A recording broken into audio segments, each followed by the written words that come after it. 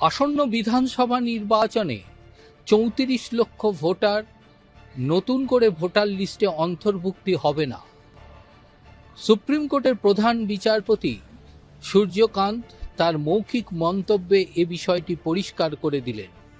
আইনজীবী কল্যাণ বন্দ্যোপাধ্যায়ের দাবি ছিল যে কলকাতা হাইকোর্টের প্রধান বিচারপতির রিপোর্ট অনুযায়ী এখনো পর্যন্ত জুডিশিয়াল অফিসারদের বিচারে বাতিল ভোটারদের সংখ্যা প্রায় ৩৪ লক্ষ। এই ৩৪ লক্ষ ভোটারকে ট্রাইব্যুনালের আবেদনের পর তাদের নাম যাতে নথিভুক্ত করা হয় এবং ভোটার তালিকায় সংযুক্ত করা হয় সে বিষয়ে নির্দেশিকা জারি করুক সুপ্রিম কোর্ট।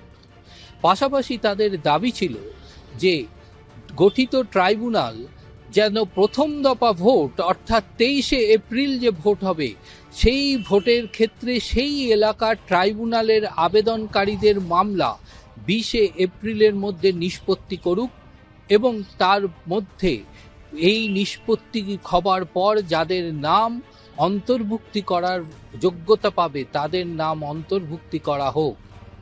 সুপ্রিম কোর্টের প্রধান বিচারপতি সূর্যকান্ত এবং বিচারপতি জয়মাল্য বাগচি পরিষ্কার জানিয়ে দিয়েছেন যে সুপ্রিম কোর্ট এ বিষয়ে ট্রাইব্যুনালের ওপর কোনো চাপ সৃষ্টি করবে না। আবেদনকারীদের যদি মনে হয় তাদের এই গুরুত্বপূর্ণ বিষয়গুলি তারা সম্পূর্ণভাবে ট্রাইব্যুনালের কাছে জানাতে পারে। ট্রাইব্যুনাল স্বতঃস্ফূর্তভাবে কাজ করবে। পাশাপাশি সুপ্রিম কোর্টের নির্দেশ, যে সমস্ত জুডিশিয়াল অফিসারদের নিরাপত্তা দেওয়া হয়েছিল নির্বাচন পর্যন্ত তাদের কেন্দ্রীয় বাহিনী সহ নিরাপত্তা দিতে হবে তাদের এবং তাদের পরিবারকে সেই নিরাপত্তা অব্যাহত থাকবে।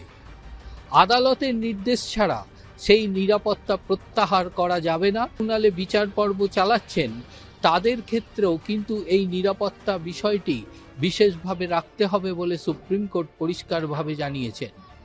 অপরদিকে সুপ্রিম কোর্ট এই জুডিশিয়াল অফিসারদের কার্য কলকাতা হাইকোর্টের প্রধান বিচারপতির নজরদারি এবং অন্যান্য বিচারপতিদের এই সহযোগিতা তার জন্য প্রশংসা করেছে।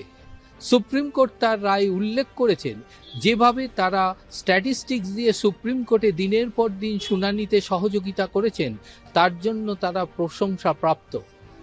অপরদিকে মোথাবাড়ির ঘটনা নিয়ে এনআইএ একটি রিপোর্ট পেশ করল সুপ্রিম কোর্টে। ওই রিপোর্টে পরিষ্কার উল্লেখ করা হয়েছে যে এই মোথাবাড়ির ঘটনায় ডিজিটাল নথি থেকে শুরু করে সমস্ত নথি সংগ্রহ করেছে এনআইএ। সেই নথি পর্যবেক্ষণ